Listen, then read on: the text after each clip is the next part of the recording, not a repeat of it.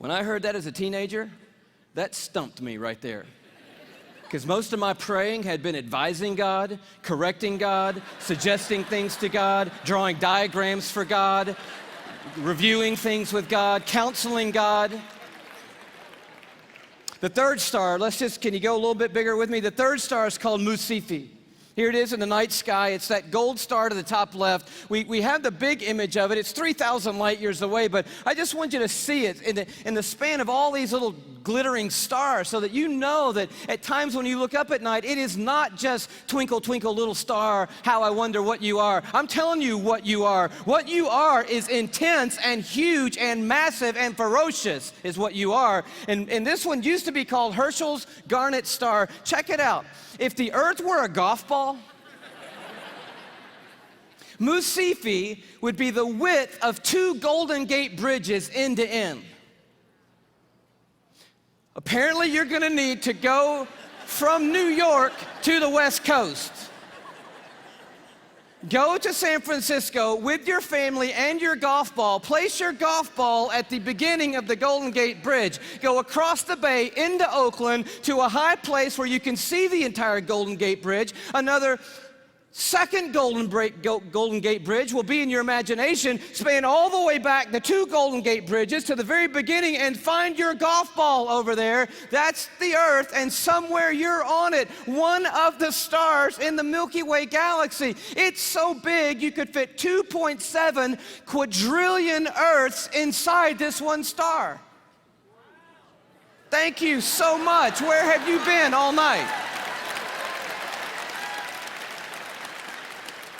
Now, quadrillion we have not talked about, and I need to explain this just briefly because I don't know about you, but I do not understand the national debt or any numbers bigger than about $875.28. I get that number. Go bigger than that, I don't know. But you need to understand a quadrillion, okay? Because this star is crazy big. A quadrillion, let's do it this way. Everybody knows a million, right? How many of you know what a million is? You can kind of get your head around a million. Everybody? All right. You know that a billion's 1,000 million, and a trillion is 1,000 billion, and a quadrillion is 1,000 trillion, right? Everybody knew that? Here's the perspective. This changed my life, right? A million seconds ago, 12 days ago. Isn't that cool? See, that saves you doing that on your little calculator at home, which I dare you to try to do when you get home tonight. But a billion seconds ago, you're thinking, oh my goodness, if it's 12 days ago, I'm going all the way back to like September with you, Louie. This must be crazy, right? How about May 1975 is a billion seconds ago? You're like, whoa, that's a little bit bigger than a million. Oh yeah. A trillion seconds ago, you're like, I'm on the 1800s. No. Christopher Columbus? No. 29,700 BC is a trillion seconds ago. A quadrillion seconds ago, 30,800,000 years ago is a quadrillion seconds ago. We're talking about a really large number, and Musifi is so big, you could put 2.7 quadrillion Earths inside this one star. But it is not even the biggest star we have found. I love science, and science has just brought us the largest star they found. It's called, are you ready for this? Canis Majoris. Now, I'm no linguist, but that's a cool name for the biggest star we've found so far. I think that means the big dog star, and that's exactly what it is. I bring it to you as a little bitty purple, glow just to the right of center there. But Canis Majoris, oh wow. If the Earth were a golf ball, Canis Majoris would be the height of Mount Everest.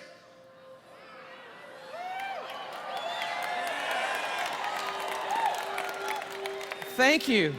You just saved your family plane fare from California to Kathmandu, Nepal.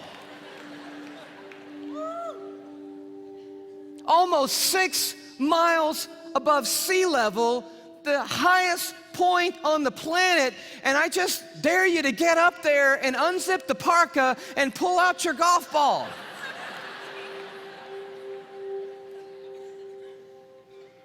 You could fit 7 quadrillion Earths inside Canis Majoris. That's enough Earths, if the Earth were a golf ball, to cover the entire state of Texas in golf balls, 22 inches deep. You see the one you're on?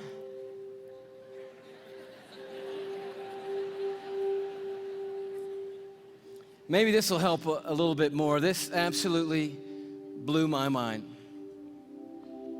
Just a little journey through our solar system. Everyone knows our planets and sort of how we fit in to the story here. You see really quickly that we're not even the biggest deal in our own solar system, but as Earth comes by, you have to know tonight that we are living on a privileged planet.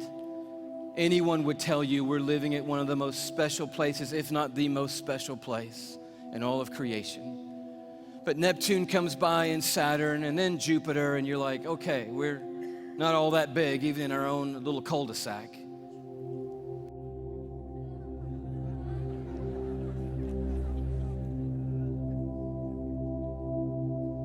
I just noticed the blue dot fading away is not the Earth. That's Neptune. The Earth has gotten too small to see anymore. Sirius comes by. Little plug for satellite radio. Not the biggest star, but the brightest star that we have found so far. Pollux, which we didn't mention. Arcturus. Such a beautifully named one, Regal. But then the one that messed me up.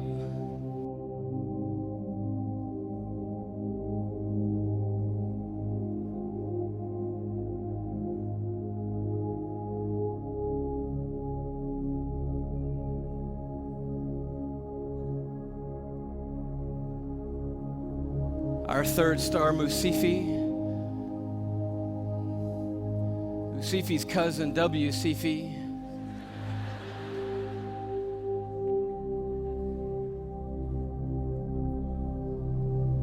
Canis Majoris.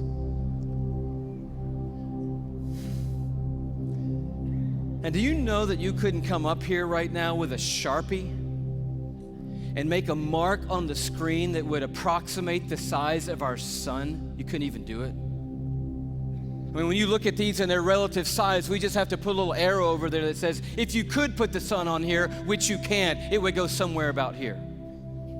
And can you hang on that for me?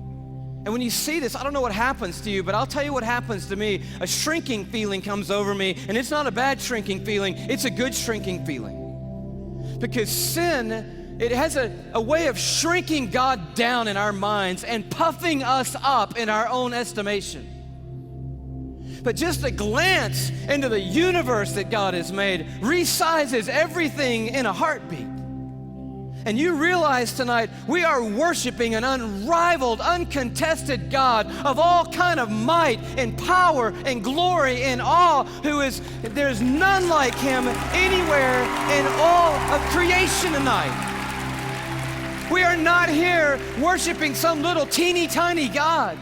We are the teeny tiny ones, you and me. We are small and weak and fragile and frail. We are, you and me tonight, one of 6.5 billion people on this little golf ball sized planet in this massive universe that God has made. But I'll tell you, the miracle of tonight is crazy, and crazier to me than the size of any star. Is that though we are but a vapor, you and me, and tiny and frail, we are marked by majesty. And we have been created in the very image of the God who breathes out the stars and put the universe into place. You and I are fashioned and formed and ordained by the God of all creation. We are fearfully and wonderfully made, you and I. We are a miracle. You're a miracle sitting in the building tonight. If I could just remind you just for a moment, you are somebody incredibly special. Let me just dial back to the beginning, and I know you know this already, but in the very, very beginning, here's how you happened, okay? One cell from your mom found one cell from your dad. Now, there's more involved in that than that, but that's enough for us right now. And by the way, we should applaud the one cell from your dad, because that one cell did a pretty heroic thing to be the one cell in the story that we're talking about tonight. One cell from your mom met up with one cell from your dad, each one carrying 23 chromosomes. The one from your mom was carrying half of her DNA. The one from your dad was carrying half of his DNA. And those two cells met and merged into one single cell.